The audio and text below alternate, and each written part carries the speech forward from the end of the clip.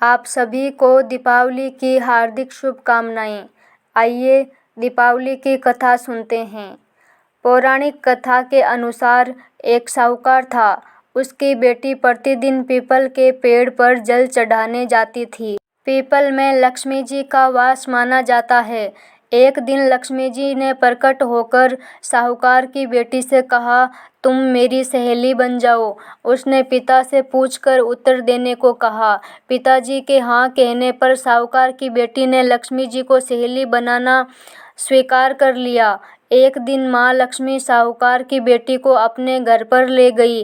लक्ष्मी जी ने उसे ओढ़ने के लिए शाल दुशाला दिया तथा सोने की बनी चौकी पर बिठाया। सोने की थाली में उसे अनेक प्रकार के व्यंजन खिलाए।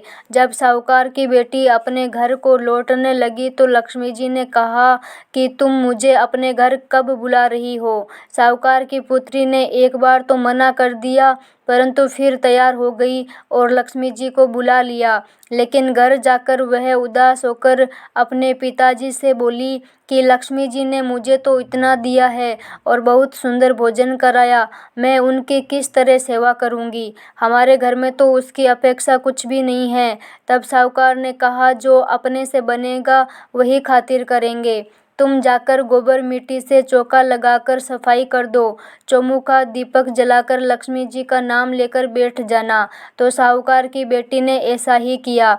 तभी एक चील किसी रानी का 9 लाख का हार उसके पास गिरा गई। साहूकार की बेटी ने उस हार को बेचकर सोने की चौकी, सोने का थाल, शाल दुशाला और अनेक प्रकार के भोजन की तैयारी कर ली। थोड़ी देर बाद माँ लक्ष्मी जी उसके घर आई। साहूकार की बेटी ने बैठने के लिए उन्हें सोने की चौकी दी। लक्ष्मी जी ने चौकी पर बैठने से मना किया और कहा कि इस पर तो राजा रानी बैठते हैं। तब साहूकार की बेटी ने लक्ष्मी जी को जबरदस्ती चौकी पर बैठा दिया। लक्ष्मी जी की उसने बहुत खातिरी की। इससे माँ लक्ष्मी जी बहुत प्रसन्न हुई। माँ लक्ष्मी के आशीर्वाद से साहूकार बहुत अमीर बन गया। हे माँ लक्ष्मी, जैसे तुमने साहूकार और साहूकार की बेटी की चौकी स्वीकार की और बहुत सारा धन दिया, वैसे ही सबको धन धान्य प्रदान करो। जय लक्ष्मी मैया की, जय लक्ष्मी मैया की।